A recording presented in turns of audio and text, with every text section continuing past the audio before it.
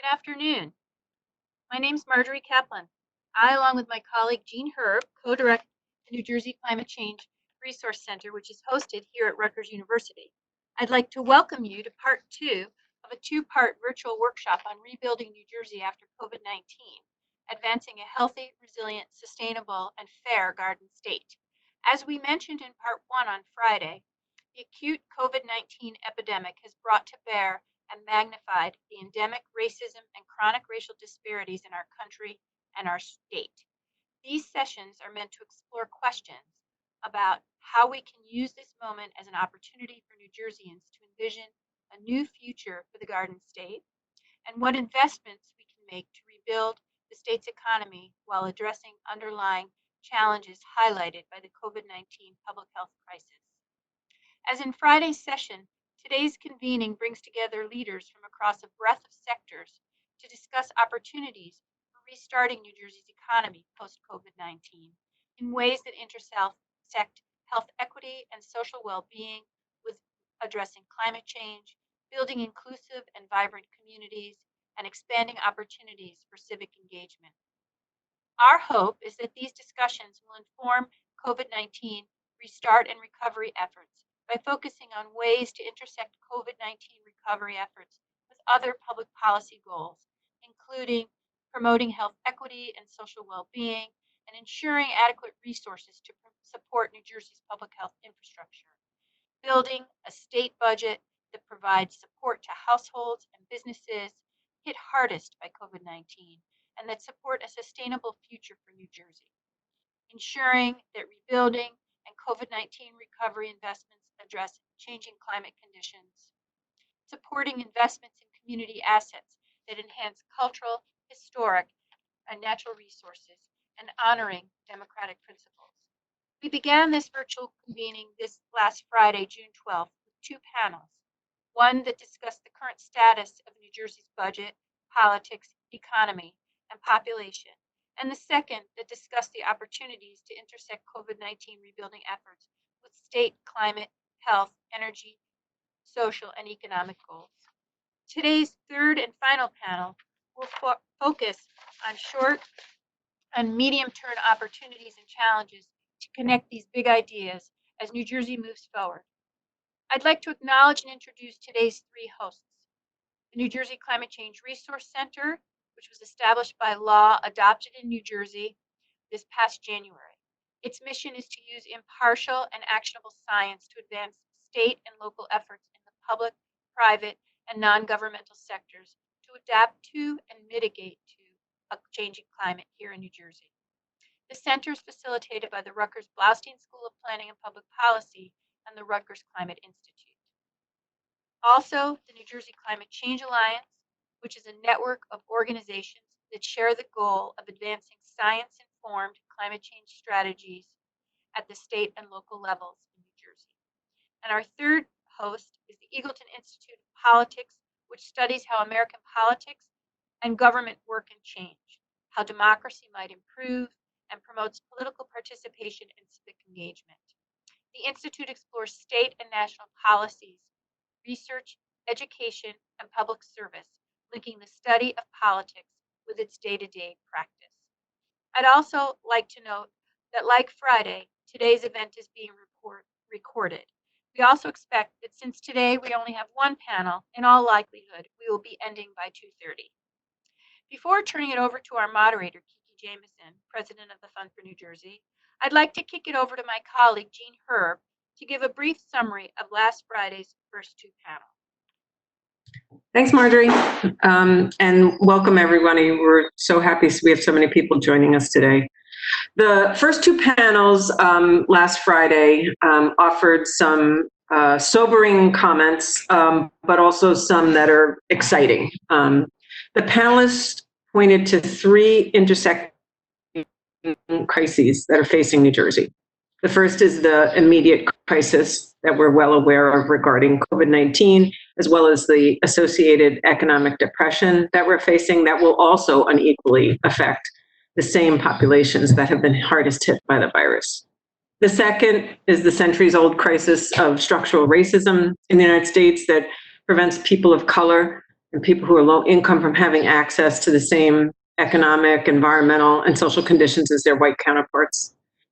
And then third is the climate crisis, which has been building for more than a century and will continue to have a disproportionate impact on low-income populations, communities of color, immigrants, children, older residents, and people with disabilities and pre-existing health conditions.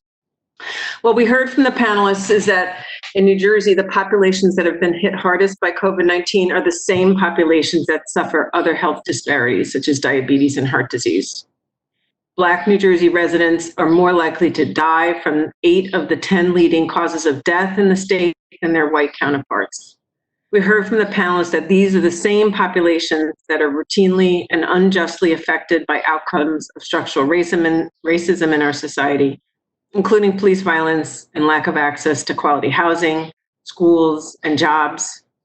We heard that the high school graduation rates in New Jersey for Black and Hispanic students is 83% and 84% respectively, compared to 95% and 97% for their white and Asian counterparts. We heard that New Jersey's median income for Black and Hispanic households is $41,800 and $44,900 respectively, compared to more than $84,000 for white households.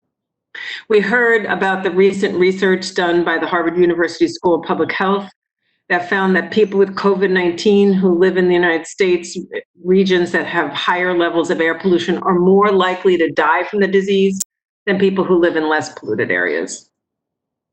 We heard that the outcome of these stressors can be seen in the realization that a Black child born today in Trenton has a life expectancy of 73 years, compared to a white child born in Princeton Junction with an average life expectancy of 87 years.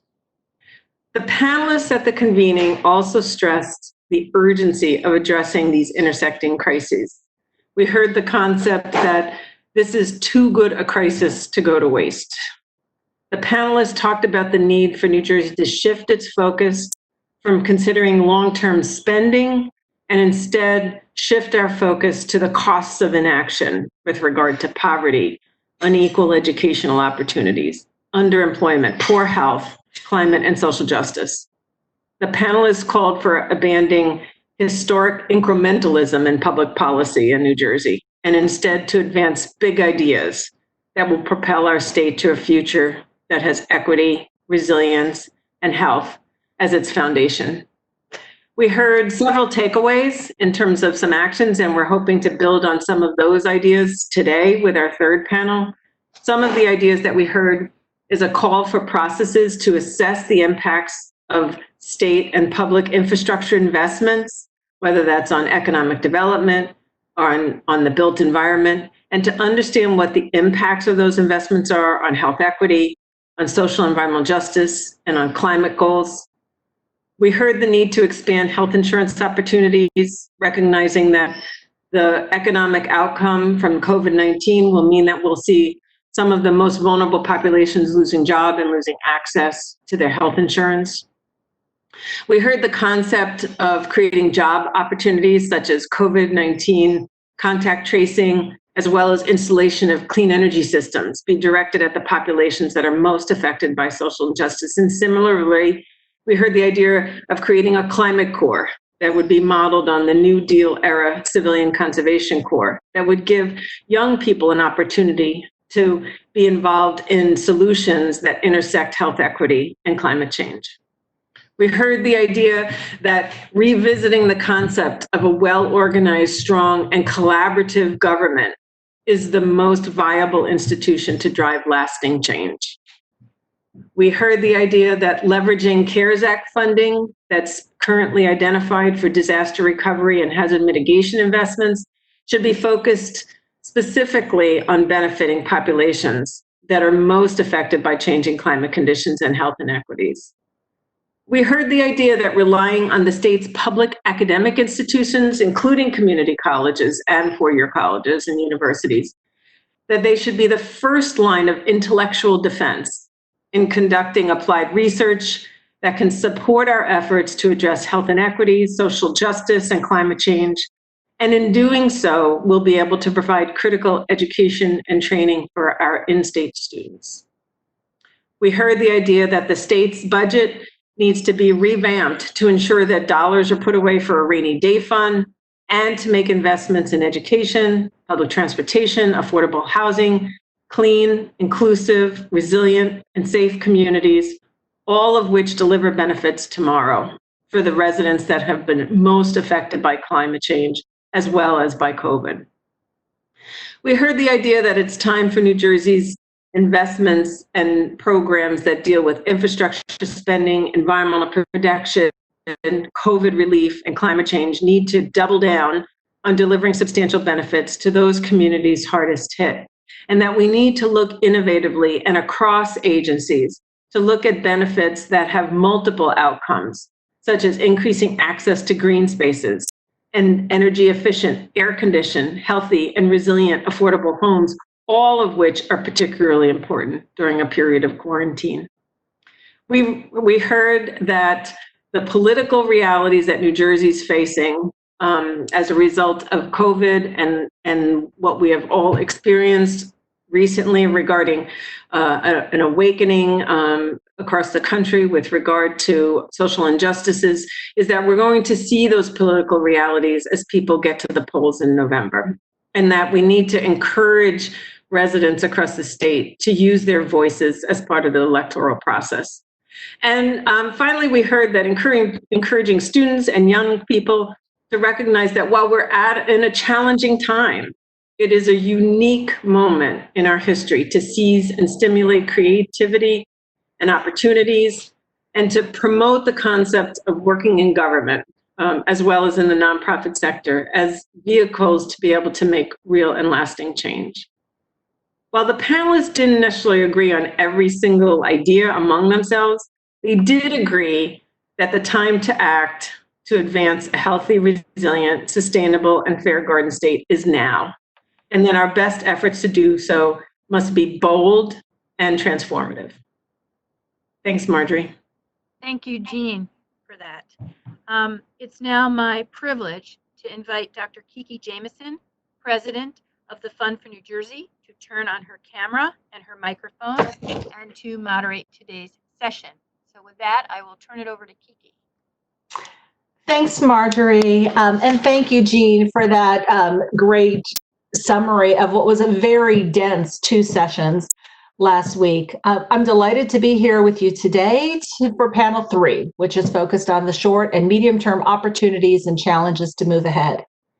Each of the panelists today will speak for 10 minutes, and at the end, there'll be a couple of questions from me to that panel, and then we'll have time for questions from the audience. I encourage each of you to click on the button at the bottom that has the little thought bubble and add your questions to the chat box. All of us will be muted except for the speakers, and so the best way to communicate is using that chat box. You can send a message to all panelists and use that to share any questions, but also to share any resources. I will not be reading full bios for the panelists. Those are available at the CCRC website, but I am delighted to introduce them to you now briefly. Panel 3 speakers today include Richard Lawton, Executive Director of the New Jersey Sustainable Business Council; Barbara George Johnson, Executive Director of the John S. Watson Institute for Public Policy at Thomas Edison State University; Kevin Sumner, Facilitator of the Public Health Association's collaborating effort, FACE is the acronym for that; and Kate Slevin, Senior Vice President of the Regional Plan Association. They will speak in that order, and I will invite each of them to turn on their microphone and camera as the time is right. And now, without further ado, Richard Lawton. Thank you, Kiki, Jane, and Marjorie. And thank you for the opportunity to participate in this workshop and join in such a timely and important conversation with all of you. I appreciated the many insights and thoughtful comments from the first 2 panels, and I've been reflecting on one comment in particular that frames the magnitude of what we're facing. I can't remember who it was, but he started out by saying that we're in the midst of 3 crises that each have different timescales. One is racism, or the system of white supremacy, the COVID-19 pandemic and its severe health and economic impacts, and the growing risk of climate change. And one thing that brought that to mind, it came to mind, was when I thought about this, is the practice that the U.S. Navy uses to stress test the ships in its fleet. It's called the Shakedown Cruise. After doing maintenance on a ship, it sends it out in rough seas, and the rougher and the bigger the storm, the better. And during the worst of it, the crew monitors the integrity of the ship's design and systems to identify any weak spots or failures. So I don't think it's an exaggeration to say that our economy, our democracy, and our society are in the midst of a major shakedown cruise. Just a few months ago, our president was touting what he called the strongest economy ever, based on conventional measures of GDP growth, the unemployment rate, and the Dow Jones Industrial Average.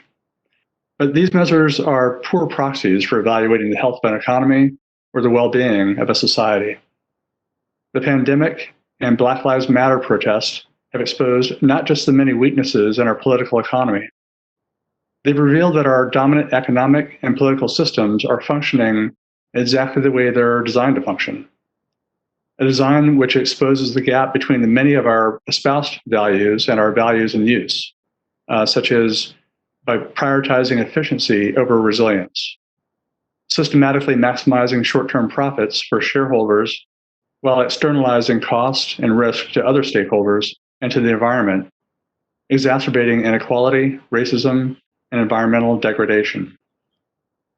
Treating human beings as inputs of production that are replaceable and to be bought at the lowest possible cost.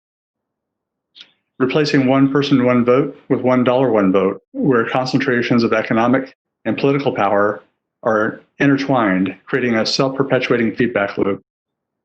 And pursuing a policy of never-ending growth on a finite planet, a self-defeating strategy that has led us into early stages of catabolic collapse that will worsen with each new crisis.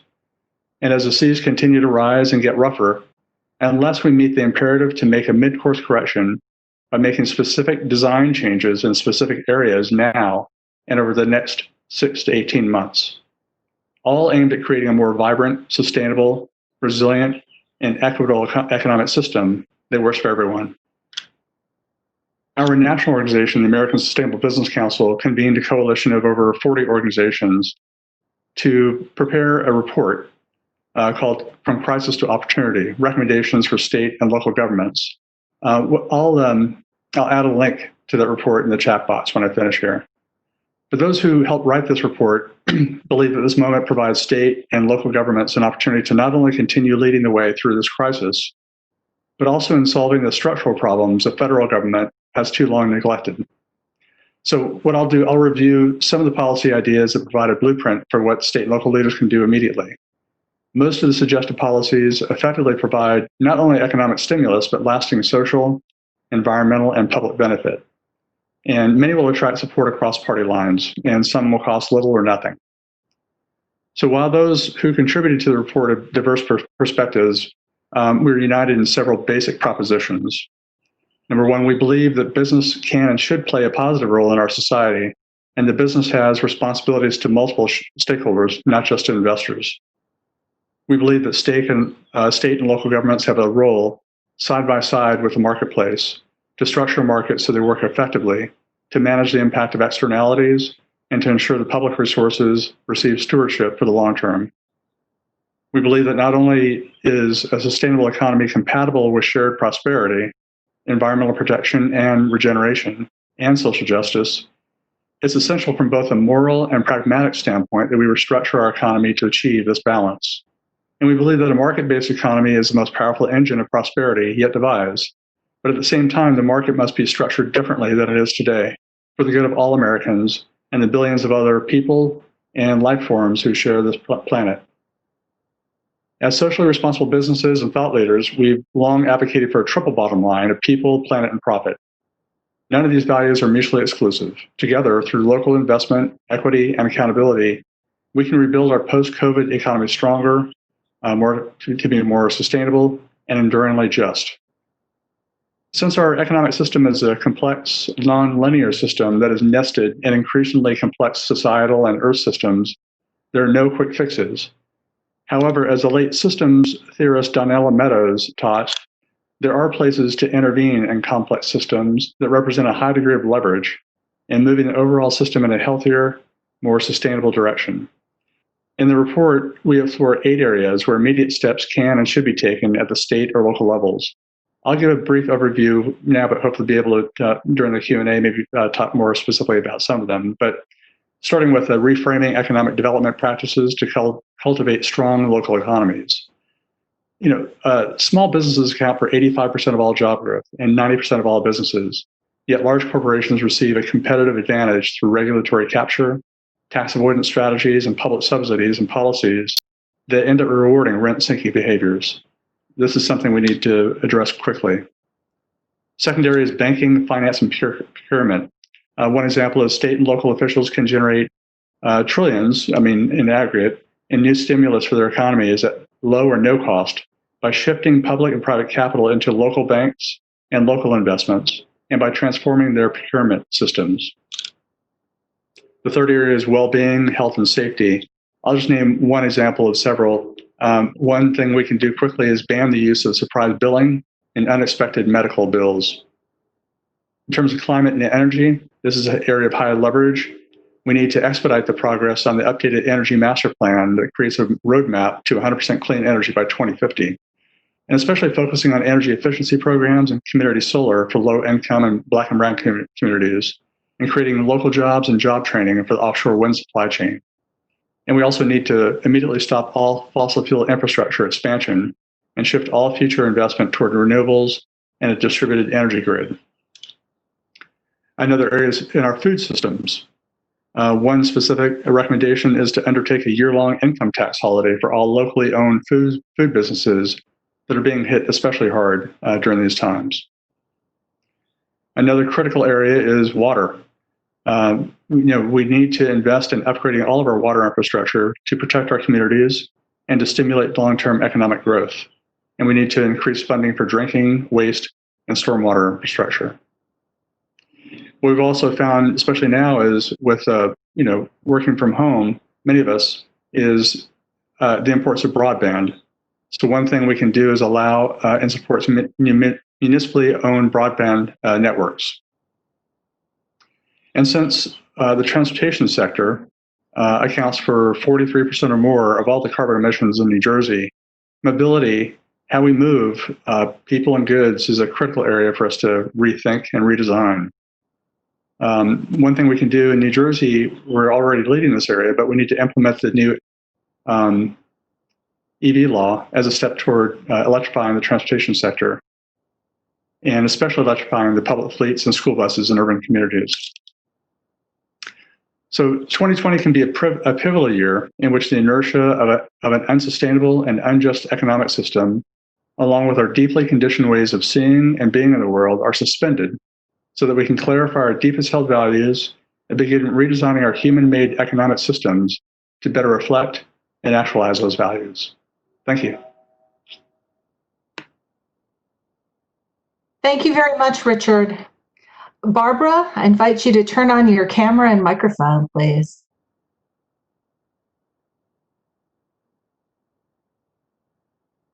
Good afternoon. Thank you, Kiki. I hope you can hear me.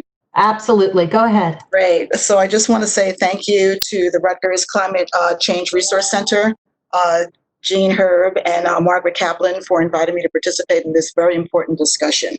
Let me start by saying that the Watson Institute focuses on urban policy in many different forms. And in particular, I want to focus on municipal policies that are necessary for us to move through and past what we're experiencing in COVID-19 right now. So you're going to hear a lot of recurring themes. Obviously, we all know now that the elephant that was not just in the room, but standing behind the very thin pole has not been exposed. This isn't really about COVID-19 and how we get through it. What COVID-19 has done is forced us to take stock of our take stock of our society and to really determine as stakeholders what the real reality is that we want to shape.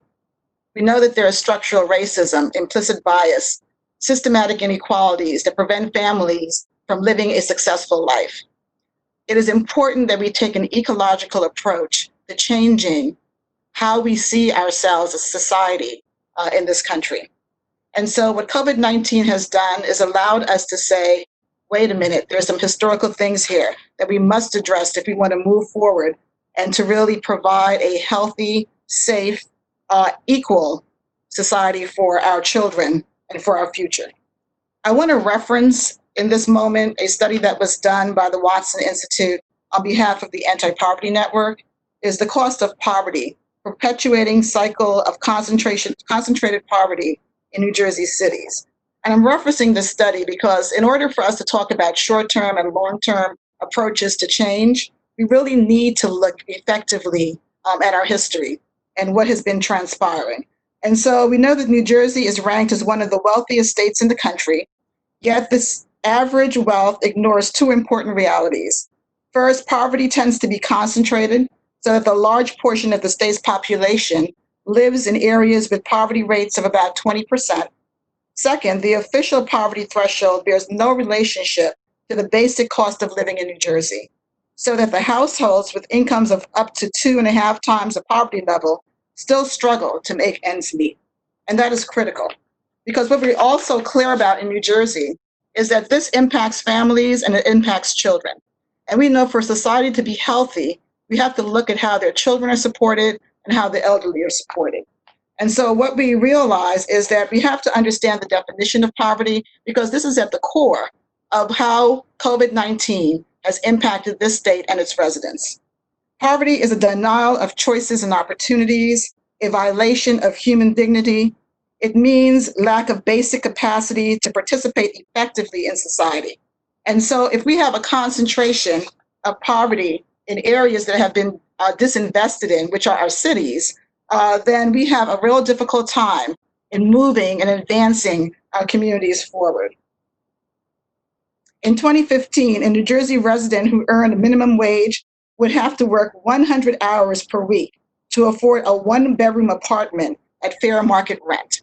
So we see that these disparities in New Jersey make it very difficult for people to just basically survive. And when we have a pandemic that's layered on top of that, it almost makes it impossible for them to even exist.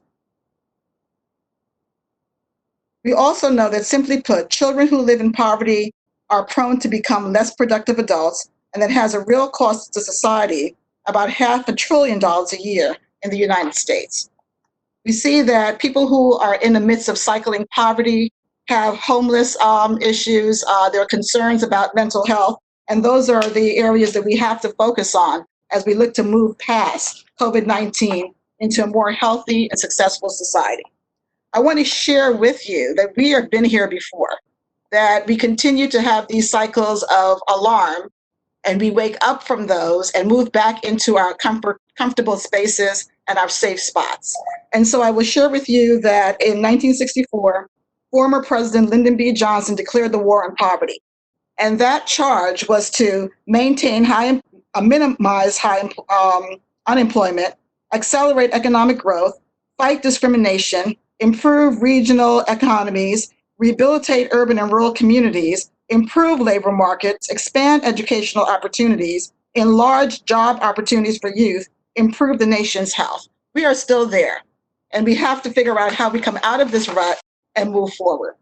So in addition to understanding the endemic cause of poverty, which is concentrated and which impacts the way that we can move through a pandemic, we have to understand how that ties into the systems that exist. And one of those systems is municipal systems. I heard from many of the speakers last week and now today that state, local, and federal governments must come together to ensure that we can move through to a place of advancement and equality for all.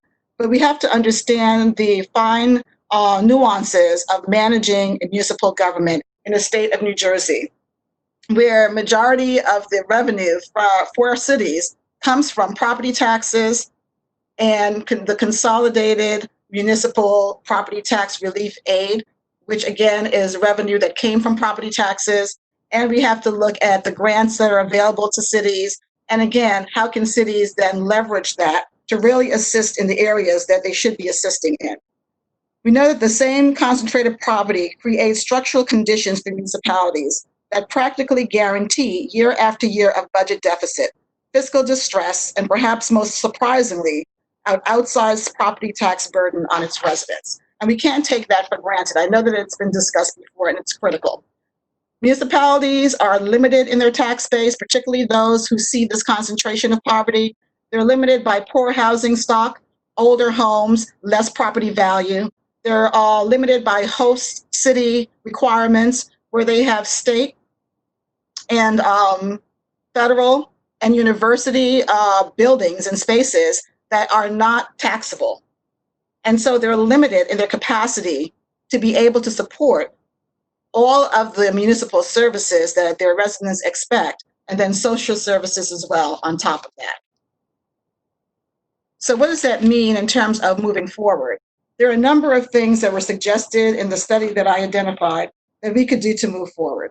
We need to really pay attention to programs like the Earned Income Tax Credit and expand that to make sure that we're including a state child care tax credit, because we know that during COVID-19, there were difficulties with those individuals who did not have the ability to stay at home, to sit in front of a computer, and to work from home. They did not have the opportunity to take time to figure out where they would leave their children during this time. Daycares were closed, schools were closed, and they were our essential workers. We learned that essential workers were not just our frontline medical staff, which we're so proud of, but there were also home health aides, restaurant workers, service staff, food processors, logistic managers, and all of these individuals were out making sure that we could continue with our lives at home while COVID-19 was taking place. And so there has to be a real pivot to how we look at what values we place on society's needs. What values do we place on the person who is a corporate employee sitting at home and the person who is out at the food manufacturing plant, or the person who is a home health aide during this time, the person who is actually out providing your mail for you on a regular basis? How do we equalize that? Part of that conversation has to be one of culture, cultural sensitivity, and value. We have to determine what is our core value, what is the moral compass that we're moving forward with. And so a couple of things that we need to focus on is the state and federal process. So we know that, for instance, in New Jersey, there are two state pieces of legislation that came out that are important to support. It's the ITN bill that was sponsored by Senator Rees, and that bill provides that we have coverage for our immigrant workers, those who are the migrant workers in rural New Jersey who were not covered by the federal CARES Act. We know that we have to look at providing direct federal funding to New Jersey cities. Senator Menendez has a bill that is looking at this. How do we provide direct funding to cities so they can participate as partners in moving our economies, moving our social services, and moving our state forward through and after COVID-19? We know that we also have to look at a state bill that's looking at the cumulative impact of particulate matter pollution in these cities that cause residents of these cities to be at a higher risk for a death or for illness from COVID-19. We have to continue to merge our policy and our politics to ensure that we're providing the best opportunities for our residents. One of the last things I will mention is that we have to go back to the future. We've been dealing with these issues for some time, and we do have areas that we've worked on that show promise. Opportunity zones is something that came out very early on in 2019. It is a tax shelter that enables us to get funding to these areas of need, to start to build the infrastructure, to start to help support small businesses, and do the kinds of things that we know we can do in areas that have been, for decades, disinvested. So we know that we can do those things. There are some opportunities that are at the forefront now. We know that we have been working on policy and legislation, and we can make this happen. And so I will end with that to say that we are already have been working through. For those of us who understand the construct of racism, we know that this is something that we pray that we are now pushing through, and we're going to bring to bear all of the conversations all of the policies, all of the work that we all have been doing to really take some action around those now. Thank you.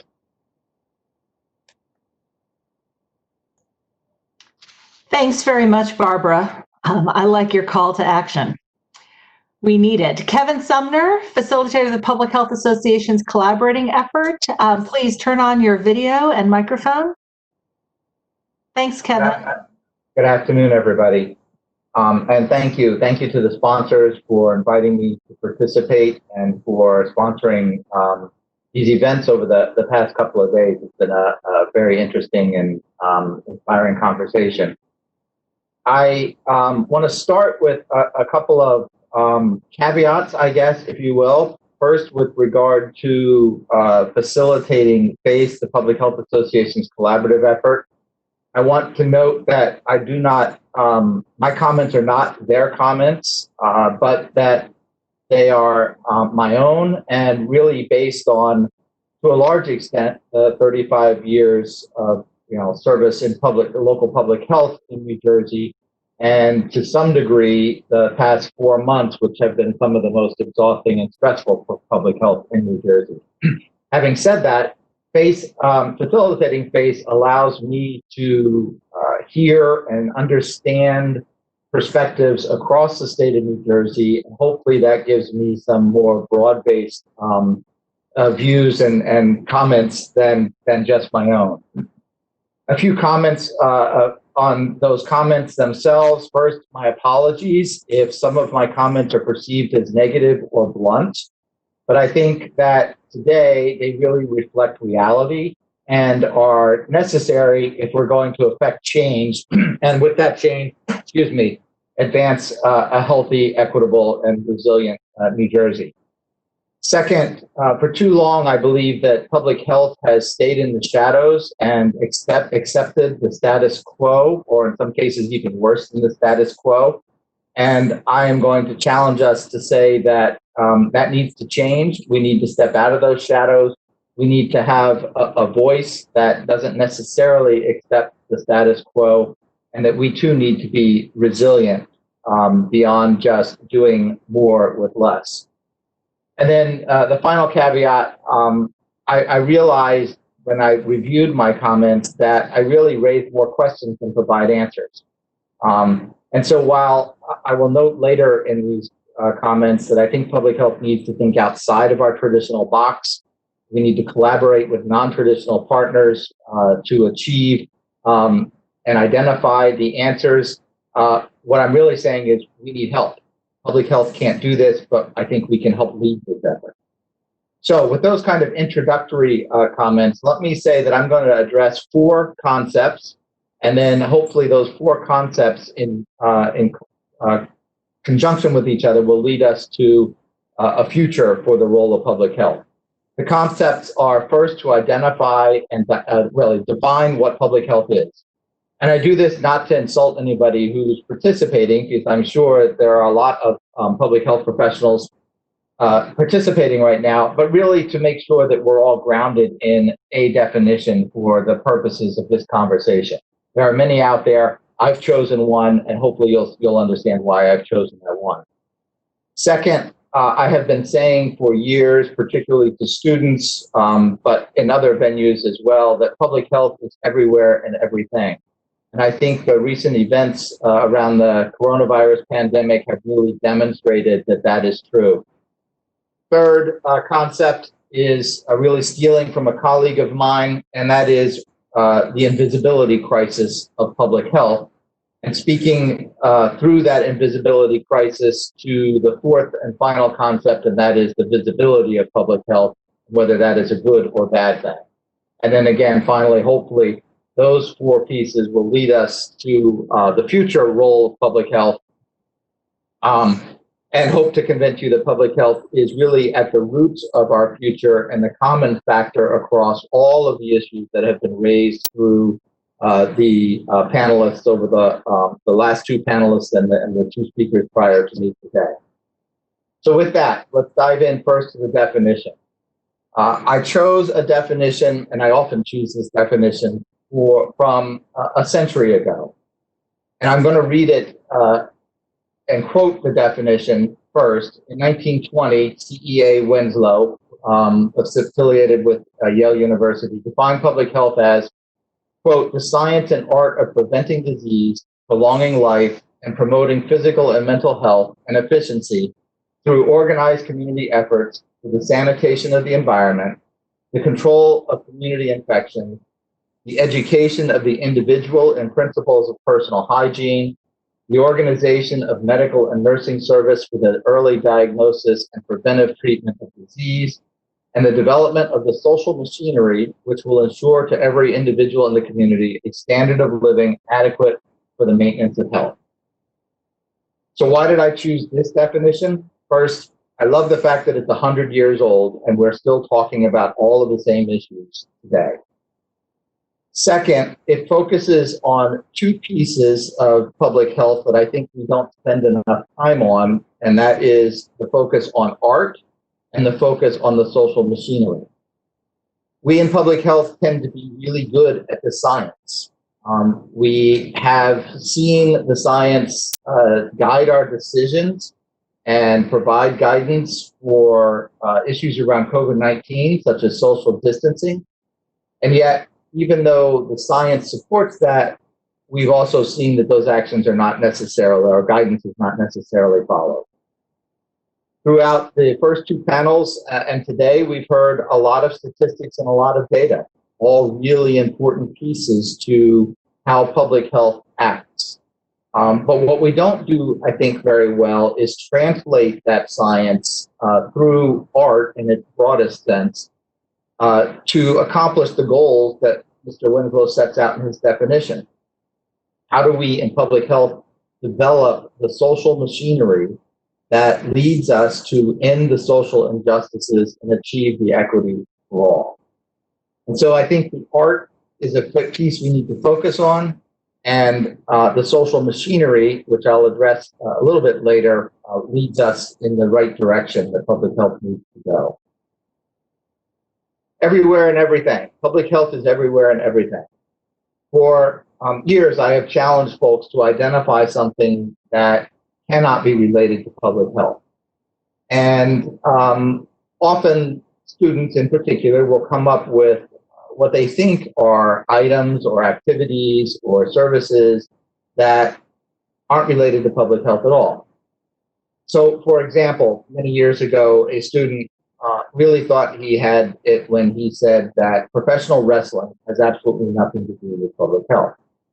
Now, those of us in the field of public health would know very quickly that professional wrestling, among other issues, would lead us maybe to communicable disease transmission or bloodborne pathogens. Other ideas that people have put forth, such as the economy and public health, have not been quite so clear.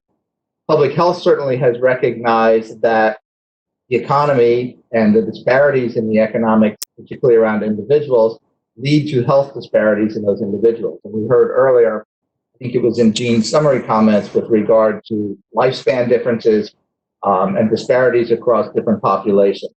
Much of that related to economics. What I think COVID has done a little bit differently, however, is make the general public aware of the role of public health in the overall economics that we see in our society. With the shutting down of businesses, with the impacts on the country's economics, the state's economics, and our local community's economics.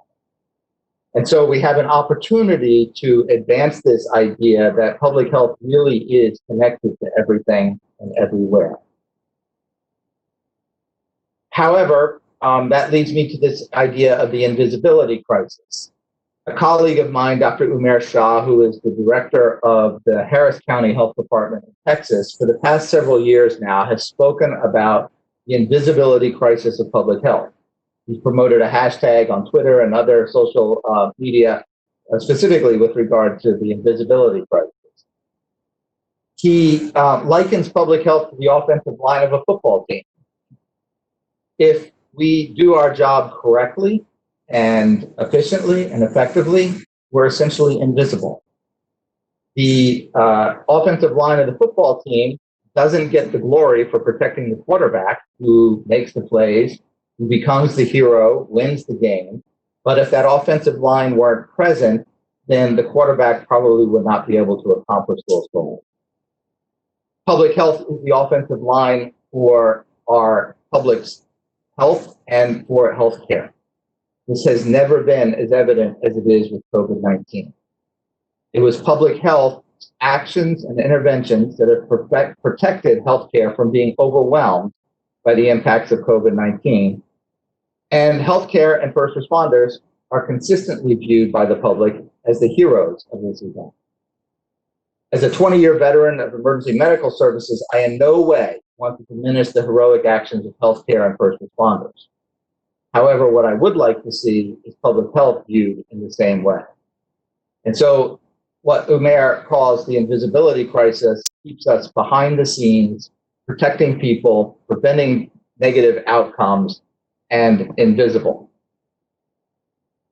COVID-19 and our response to the coronavirus pandemic has changed that idea a little bit in my mind. So since Umair came up with this idea, I've been all in. But now I'm not so sure, based on the visibility that public health is seeing today, that our visibility, at least right now, is a good thing. We are visible. And we are visible, I think, in many ways for the wrong reasons. Instead of being hailed as the heroes of that offensive line who are protecting our quarterback, we are being viewed in many cases as villains. We're playing second fiddle to financial concerns and political actions and are being seen as a barrier as opposed to a facilitator. There is lots of public conversation about how public health has limited individual actions, individual rights, how public health is the entity that issues quarantine and isolation orders, has restricted movements and personal freedoms, how public health mandates individual actions such as wearing a face covering. And in many conversations, these are seen as negatives. And so our visibility, I fear, will result in public health landing in a worse place than we were prior to the pandemic. And things were pretty bad then. Since 2008 and the recession, public health has seen significant downturns in funding, resources, and workforce. And our visibility today may impact that even further.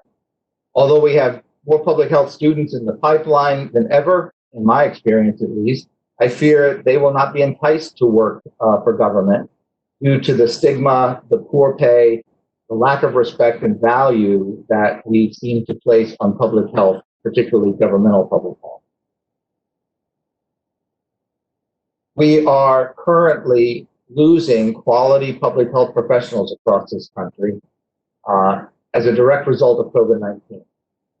At least 27 directors of local health departments and state health departments have resigned, retired abruptly, or been fired in the very recent past. Many of them have actually experienced threats and or violence directed at them as a result of their actions related to the response to COVID-19. This does not paint a pretty visible picture of public health. Who will replace these individuals? Who will replace their knowledge, their experience? We hope that that pipeline of students would be present to do that, but with that kind of notoriety and visibility, do we really anticipate that our public health professionals of the future will look to government to continue the efforts we've had in the past? So while I agree with Umair that we have had an invisibility crisis, I also think that we need to think very carefully about the visibility of public health and assure that that visibility is positive and not negative. So finally, into the future of public health, where does this all leave us? Where do we go from here? I don't have the answers to that. I've raised a lot of questions, I think, and a lot of concerns. I think what we do have to do, though, is find a way to inform the public and policymakers about what public health is. Think back about those definitions. Identify and promote the value of public health and its impacts on all aspects of life. We know it is everything and everywhere, but how do we convince others of these facts? Short-term funding may help address the immediate crisis. We've seen some of that being accomplished at the state and federal level, but we really need to invest in the long term by supporting and resourcing public health at all levels of government, particularly at the local level. If we revisit Mr. Winslow's definition of 100 years ago, I would just say the science is really important. And I would remind you that I think we have a pretty good handle on that science. And we don't ever want to forget to focus on the science, depend on the science to support our action. But I also really believe we need to refine our art in handling public health. We need to use art in its broadest sense to inform the public and market public health and its science-based action.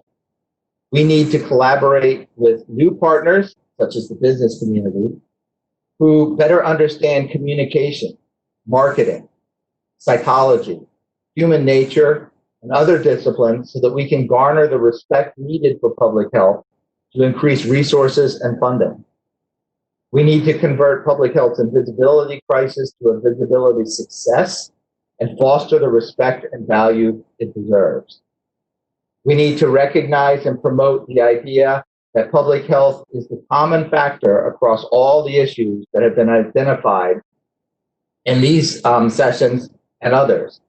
And we should be identified as the chief health strategist for our community. Only then will we be able to effectively and positively continue to improve health, lives, in our community. Only then will we be able to address the root causes of inequities and injustice. Only then will we be able to improve resilience and the ability of our communities to not only bounce back from adversity, but to bounce forward to improved conditions. Thank you. Thanks very much, Kevin. Kate, could you turn on your video and microphone, please? Kate Slevin from Regional Plan Association. Great, thanks. Hi, good afternoon, everyone. Thank you for having me join this important discussion today. RPA is a nonprofit civic organization that works to improve economic opportunity, environmental resiliency, and sustainable transportation in New York, New Jersey, and Connecticut. We focus on the 31-county New York City metropolitan area. So basically in New Jersey, that means Ocean County and north. Values that drive our work are equity, health, sustainability, and prosperity for all. We've been around since the 1920s, and every generation we produce a regional plan that lays out a blueprint for growth and development. Our last one was put out in 2017 and laid out recommendations for how to address climate change, provide housing for all, fix government institutions, and create a customer-oriented public transportation network. And you can find more information about that at fourthplan.org. As for the last few years, we've been working with the National Alliance of organizations from across the country to address racial and health inequality in metropolitan planning. And over the past few months, we've been spending a lot of time thinking about COVID recovery and how it can help address economic and racial disparities so prevalent in our society. Much of this work is not new, but it comes with a renewed sense of urgency given the economic crisis and the social crisis we are facing, and the calls for reforms to address structural racism that has been present in so many urban planning decisions. We see infrastructure investment as a potential solution to not only provide good jobs and put people back to work, but also as an opportunity to reduce greenhouse gas emissions while stimulating the economy. The need is vast. Whether it's public transit or port infrastructure needed to usher in the offshore wind industry in New Jersey, billions of investment is needed. These are green jobs potentially, and with the right policy choices could come in a way that benefits the state's urban areas and those other communities that have been most affected by COVID and the economic crisis. As New Jersey responds to and recovers from these crises, state lawmakers have an opportunity to build an economy and a society that is more equitable, stronger, and resilient than the one we had before. So I'm going to talk specifically about how a public works agenda can help New Jersey recover, and also about how some basic changes that might help the state heal from COVID and broader issues of segregation and institutional racism that have plagued the state for decades.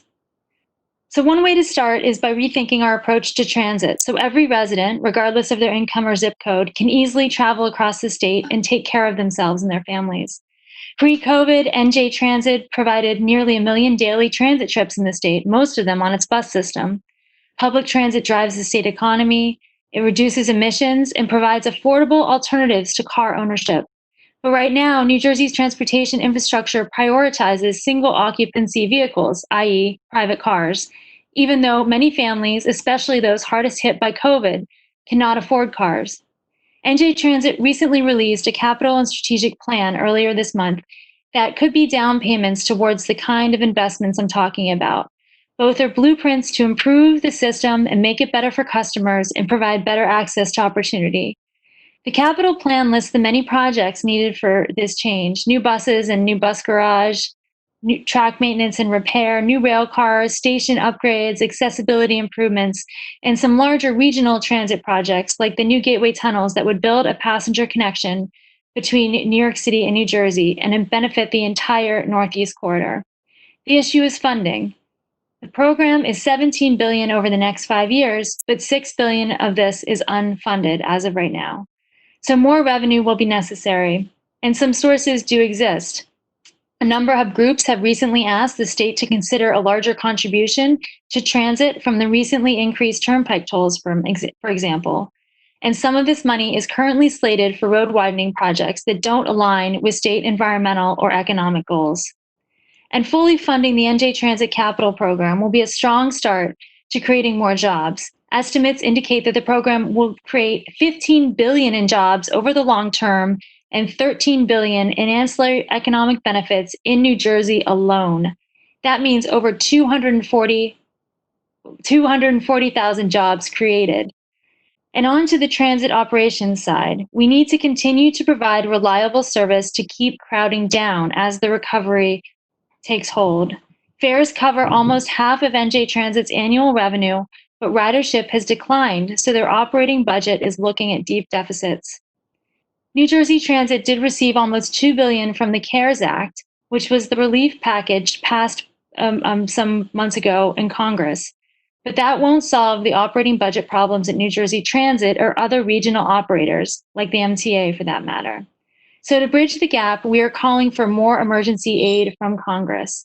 The House passed the HEROES Act, which would bring another round of state recovery aid to our state's residents, and this includes public transit operations. But the Senate needs to act, and so far has been disinclined to do so. And looking at the longer term, part of an equitable recovery should be improving and expanding transit service to communities that depend on transit the most and have been harmed most by COVID. These are our cities, our urban centers, and our other communities of color in the state. Creating a network of bikeways could also be part of a just recovery for the state. Many people have started cycling over the past few months. Even outside dense urban areas, many New Jersey towns are very close together and provide perfect opportunities for cycling if safe infrastructure was present. And right now it's not. RPA released a report today about proposing an interconnected network of 400 miles of high capacity and protected cycling lanes in New York City. And there are many people in New Jersey on social media today who said, let's bring this to New Jersey as well. So beyond New Jersey Transit and biking, the Port Authority of New York and New Jersey has a $32 billion program that's also a capital program, which will bring important investments for connections to New York City, to fix bridges and airports, and improve transit. The MTA has a $50 billion program, which benefits the hundreds of thousands of New Jersey residents that commute into NYC. And beyond transportation, public housing all across the region is in desperate need of investment and is in need for a greater supply of affordable housing across the board. Upgrading and transitioning our energy and water systems have tremendous opportunity as well and are a vital part of the state's plan to transition to 100% clean energy by 2050. The pandemic has revealed what we already knew, what many people have already talked about today.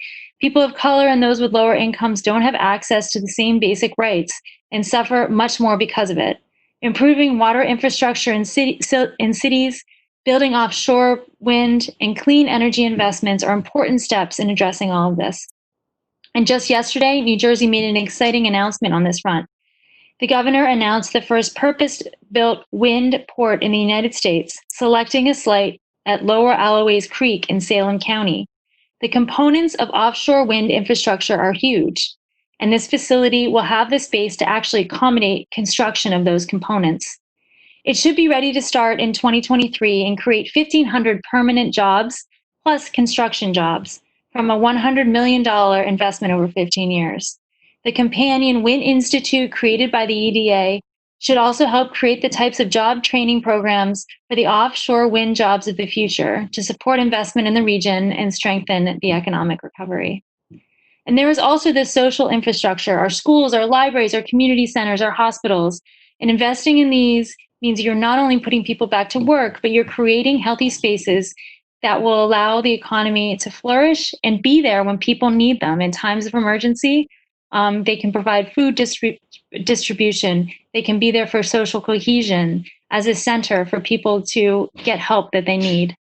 So you take all of these investments I've talked about today, and you can see the potential for an ambitious state and national public works agenda. And that's something we'll hope will get more traction in the coming months and coming years. And beyond building and rehabilitating our transit, water, energy, and social infrastructure, there is much more we can do on the planning side to prepare and recover. New Jersey has had plans to develop more around transit, so-called transit-oriented development, for a few decades now. It is largely focused on creating new apartment buildings around transit, and for many years, this has been successful at driving transit ridership growth and reinvigorating local economies. But building new things is not the only way to increase the supply of housing. In today's context, when access to capital might be more difficult, other solutions are also needed. One concept we've been talking a lot about and talking to government leaders about is the concept of unlocking hidden housing, or using existing homes and structures and simply changing zoning and other restrictions to provide more homes for more people. It's even more important to talk about this now because suburban and single-family zoning in the United States has a deeply racist history. It has allowed communities to keep others out, and it has contributed to intentional segregation and economic and educational inequality. I'm hoping our urban planning profession can now be bolder about the connection of racism and zoning in the years to come and work together to solve it. In practice, a policy could mean allowing more people to convert their homes to two-family dwellings or rent out their garages. This provides affordable housing and allows property owners to deal with high property taxes. Not all of these homes would necessarily mean new people. Some would allow extended families to live in more comfortable situations by having separate units for grandparents or older children or others currently living together in a one-family house. Others would allow for upgrades to legal dwelling units for people currently living in units which don't meet code compliance, which would also help ensure these units are safe and healthy for people. All would be valuable additions to housing choice in neighborhoods and housing supply of the region as a whole. RPA has taken a look at the zoning codes in our 31 county region and found that there are about 4 million single-family homes. In any one of these residential areas in the region, a two-family home is allowed to be converted to a single-family, more expensive house. But only in a select few areas is the reverse allowed. Just by allowing accessory dwelling units, or ADUs, or allowing conversion of these large single-family houses to 2 or 3 family houses, we can create more than 500,000 new homes in the region, including 250,000 near transit. In northern New Jersey, we have about 1.6 million single-family homes. This means creating about 200,000 new homes without building much in the way of new structures.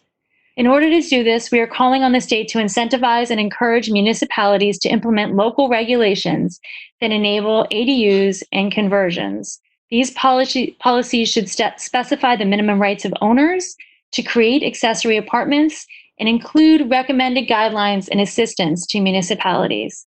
I'll give you an example of a place to watch. Just like Minneapolis is on the front lines of addressing racial injustice right now, they've also been on the front lines of helping to address zoning that prohibits more affordable homes. Last year, they passed a plan called Minneapolis 2040, which did just what I'm talking about. It loosens restrictions on single-family homes so they can be converted into 2 or 3 unit homes, and accessory dwelling units, carriage houses, and garages on people's property can house more people. And while Minneapolis is a city, its density is very similar to many parts of New Jersey. And of course, sheltering in place, as we've had to do during COVID, is only possible if you have a safe place to live. Homelessness has been increasing in much of our region, and we remain deeply concerned about the likelihood of that growing moving forward. New Jersey has taken some good steps to help prevent this and protect people during this time, not allowing rental or foreclosure evictions, for example, and setting up emergency funds for rental assistance or a few things that they've done.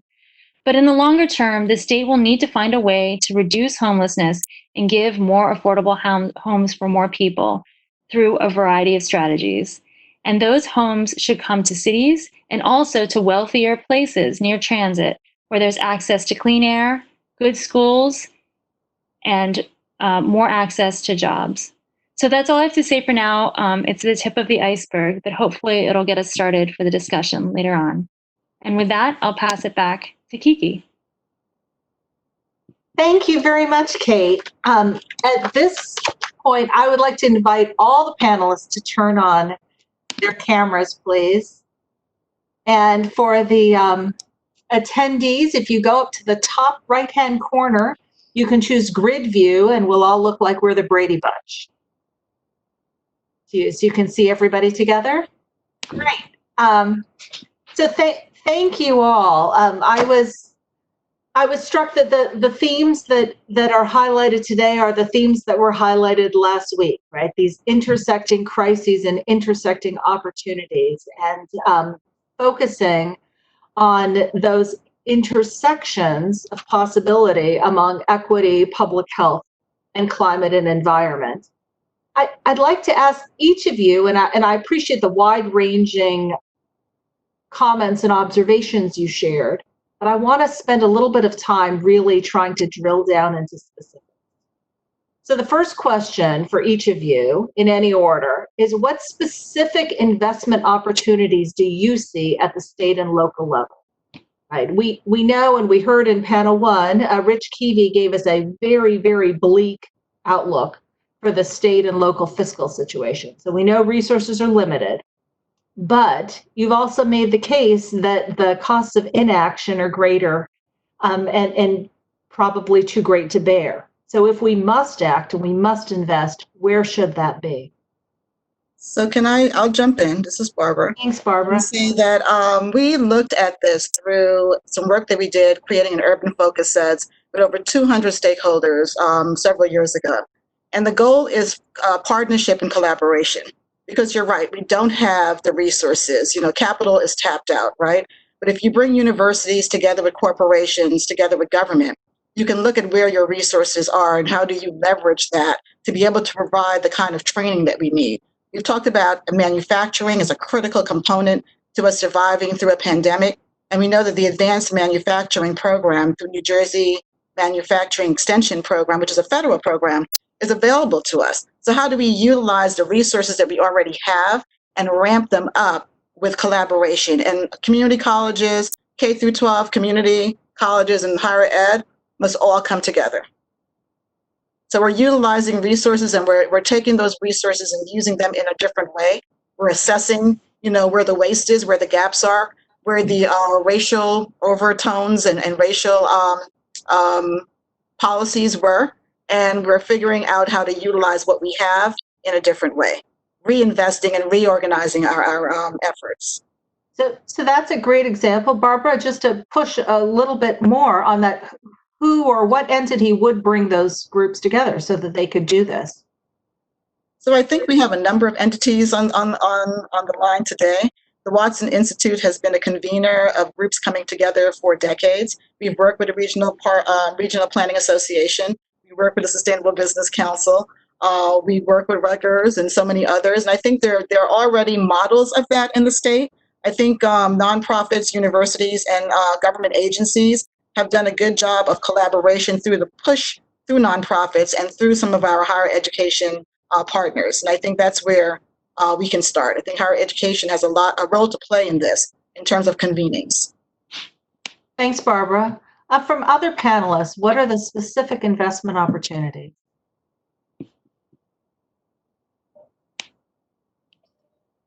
Well, it's Kevin. I think we need to, as I said I think it said in my remarks, we need to invest in the public health infrastructure. We need to find the resources, and I think that has to start with recognizing the value of public health and conveying that value to others. And hopefully that then lends itself to identifying the resources to attract people, because public health really is about its human resources. I'm sure there's non-human needs as well, but the vast majority of public health is human resources. We have a cadre of interested, engaged, passionate, young graduates and or students who are anxious to help and see public health as an avenue to provide that help to communities. But I think that the negative focus on government and the poor pay at the local level is a deterrent. So if we can find resources to increase the visibility, the quality of positions in local health departments and state health departments across New Jersey and even across the country, we can attract those individuals and we can build or rebuild and then hopefully expand the public health infrastructure. And that then allows us to interact with all of these other partners and disciplines that have been spoken about, but keeping public health in mind throughout all those actions. Thanks, Kevin. Kate, what would you say? I talked a lot about transportation and good public transit for people. And, as one concern we have that as we recover, if we don't provide good public transit and safe public transit, that crowding will increase on buses and trains as their economy covers. So we have to keep the service up. We have to expand the service, to ensure that it's reaching everyone who needs it, especially in cities. And I also think, housing and addressing, we're very worried about the future of housing. The numbers are staggering in terms of how many people really struggle every month to pay their rent. And so we have to provide people with basic, healthy, safe housing to live in. So those are just two. I think that we haven't had enough attention in our society on the basics: education, housing, transportation, health, right? Just provide the basics, fund the basics, and everyone will be in a much better place than they are now. And I do think, beyond the big infrastructure plans at the local level in New Jersey, there's so much we can do just to deal with the fact that we have very segregated communities. We just need to start having the conversations with their neighbors that one community might have a lot and they've been hoarding that resource and they've been keeping that community super tight. It's time to open up, let people in, welcome others, become more of a society where we have a collective action to make the place you live and the community you live in better. So I hope everyone who's on this call will be having those conversations, those tough conversations with their friends, with their family, with their neighbors, because it's going to be hard to get any more money for any of this stuff.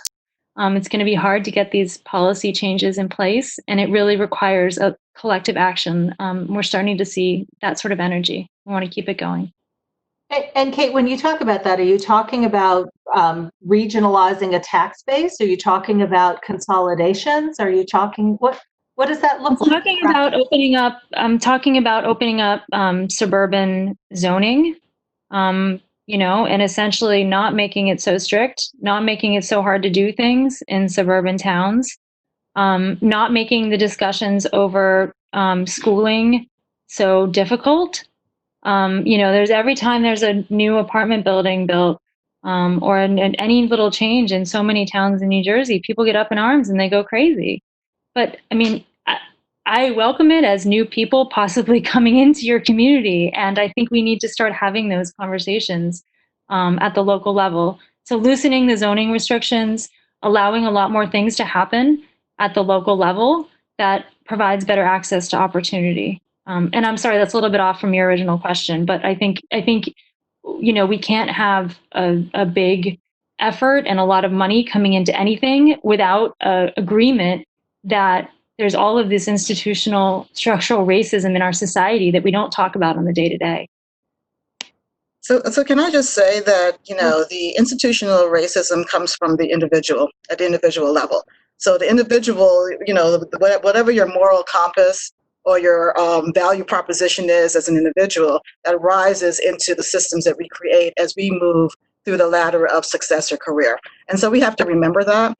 And I think in New Jersey, when we talk about opening up, opportunities, we have to look at the structure. We have to look at home rule, why it still exists, even though we know that it's been difficult for the state to maintain with home rule, with the 564 municipalities that we have that I'm sure we really don't need. So it's really looking at a value proposition.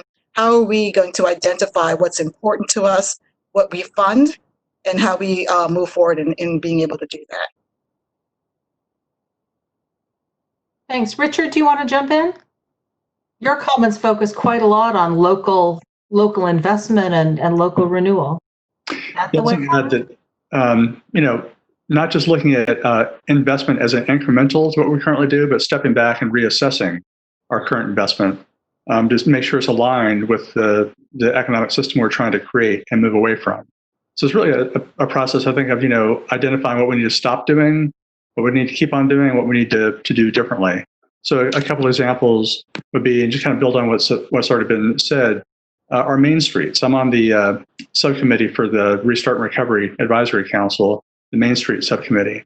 And one thing that's pretty quick we can do, and a lot of already doing it, is making the main streets more walkable, making pedestrian-only zones, which also requires reevaluating existing restrictions, like the Department of Transportation restrictions on having streets closed down for pedestrian use for more than 48 hours. So looking at those constraints that have a good reason for being in place, but reevaluating them to see if they're constraints that might keep us from doing something that's intelligent and appropriate given our current situation. And also green infrastructure. We know that we're going to have more storm events that are more extreme storm weather events. And we know that Lake Hopatcong, for instance, was closed down last summer because of harmful algae blooms. And that's related to climate change, and it had a huge impact on their local economy. So one thing we can do is invest in stormwater utilities at the local level, and that will address what I alluded to earlier in terms of negative externalities. By having these impervious surfaces, especially large commercial areas with impervious surfaces, the opponents to the stormwater utilities called it a rain tax. But in effect, it is, including the cost of a negative externality that's really causing environmental harm, and recognizing that having healthy watersheds is really a requirement to have a healthy economy. So those are two examples that I would recommend, as well as basically evaluating all of our state procurement and investment policies to align with the economy we're trying to create. So making sure we do business with high road employers that are environmentally sustainable, and also practice, good business practices for their employees. And also our pension investments are still in fossil fuels. We need to follow other states and invest in accord with our values and our policies, and no longer invest in fossil fuel companies, our pension funds. So those are a few examples. Thanks very much. I want to ask Carrie Ferraro to jump in now. We're getting some questions in the chat box. Anybody feel free to add yours to there too. But I think, Carrie, you have a couple to start us off. I do. Thank you so much, Kiki, and thank you to all the panelists. Our first question is from Matt Campo. He comments that the publicly perceived narrative, whether it's correct or not, is that density is one of the main factors in community spread. How might our public health and planning panelists work together to clarify this narrative and its near-term implications on housing and the built environment?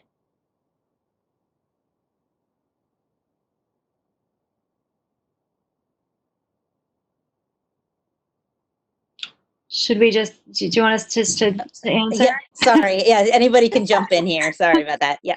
I mean, if you look at other cities across the world, especially places like Hong Kong, they're as dense or denser than New York City.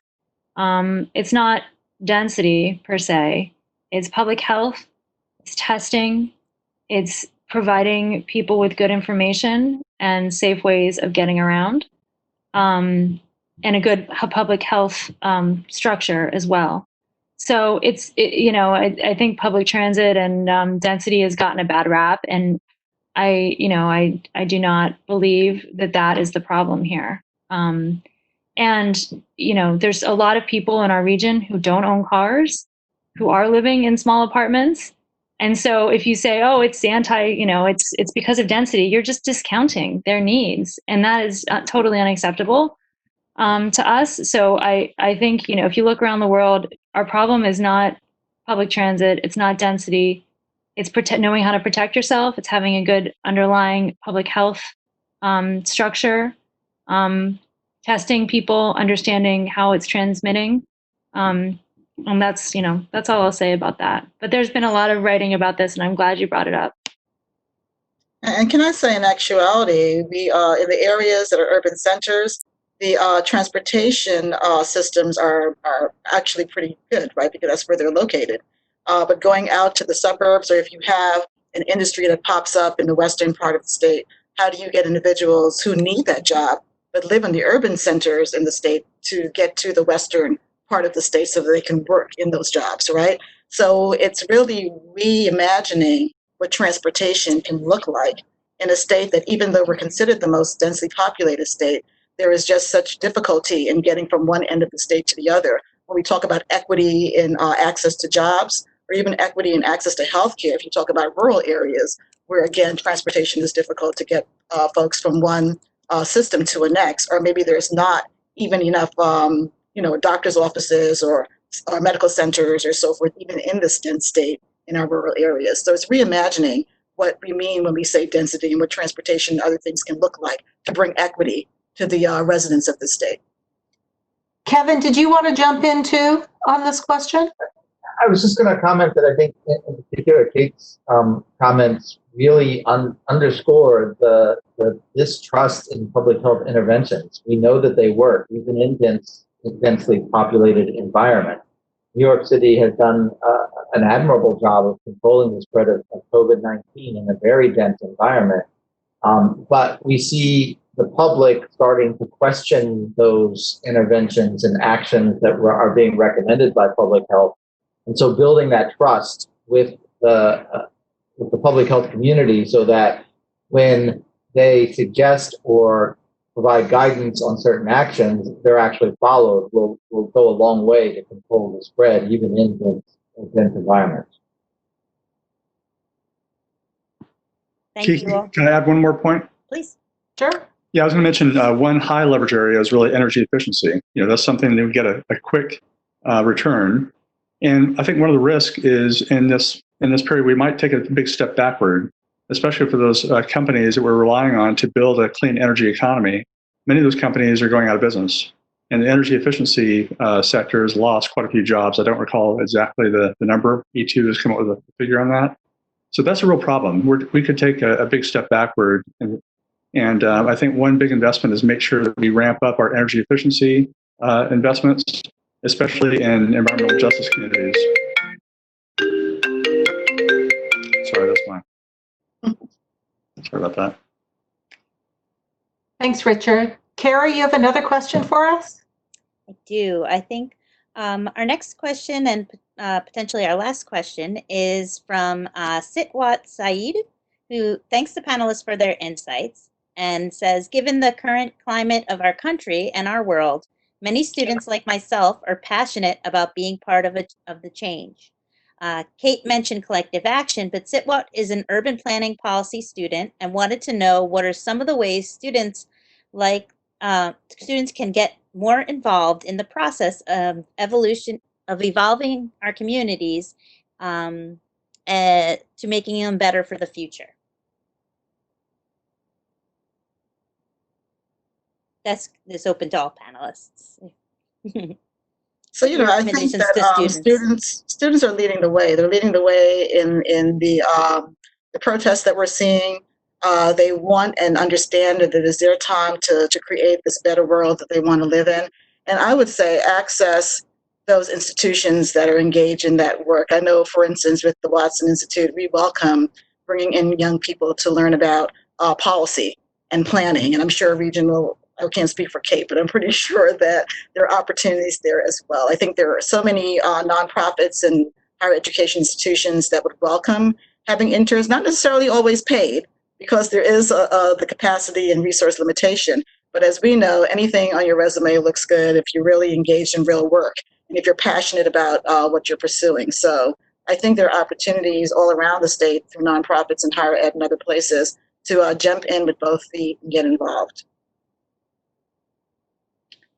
Yeah, I agree with everything Barbara just said, and welcome your resume. We get a lot of them, and we'll see if we have any opportunities in the near term. We often have students come in, and a lot of the people on staff at RPA started off as interns. And I also have two other recommendations. One, use the power that you have, use your knowledge. You know, use that power to talk about the problems you see and the way urban planning has been done and try to fix it. And also get involved in your local community and in local, municipal, and state elections. A lot of people follow what happens at the national level, but they don't necessarily know who their local elected officials are or who their state elected officials are. So many decisions are being made at the state level or at the local level right now. And we need the young people's energy at the local town board, at the community board meetings, all across the region to really provide a balancing voice to some of the voices that are in those rooms. So, and I really appreciate the question. And I would just add, particularly for those that are still students, I think one of the challenges that we've heard throughout all the conversations with this event is the intersections between all these disciplines. And I think one of the things that education doesn't necessarily do a very good job of is exposing students to all of the different disciplines in such a way that they see those interconnections. You tend to see students focusing on whatever their major is and not branching out into other areas. And so if there's any opportunity to take classes, internships, other activities and disciplines other than the ones they're most focused on, I think that will help to draw the connection. And that broad-based background then lends itself to greater community involvement and understanding.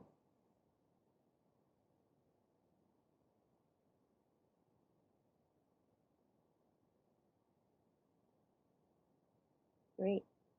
Thank you all so much. I think that was all we have time for questions.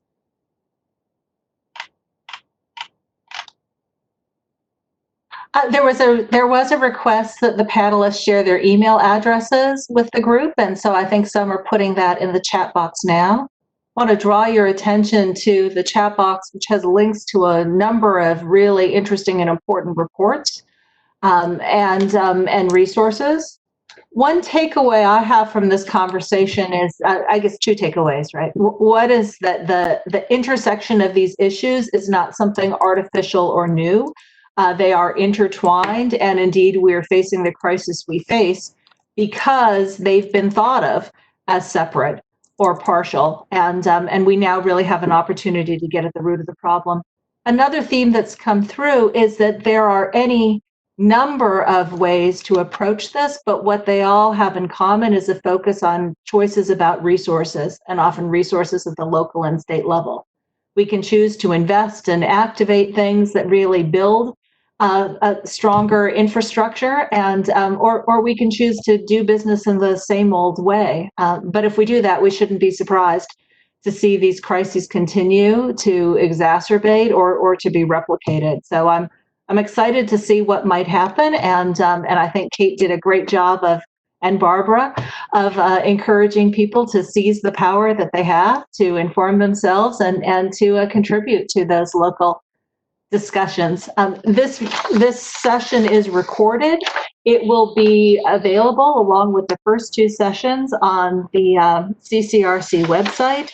And I just want to turn it back to Marjorie with thanks to everybody who participated today. Thank you, Kiki. Thank you all. On Thank behalf you. of the New Jersey Climate Change Thank you. Resource Center, the New Jersey Climate Change Alliance, and the Eagleton Institute of Politics, we thank all of our tremendous panelists and Kiki for joining us today, and for all of you for joining us. And as Kiki mentioned, we'll be posting a recording of both last week's session and today's session to our website. That concludes today's event. We want to thank everyone for taking the time to join us, and we hope everybody stays well. Thank you very much. Thank you.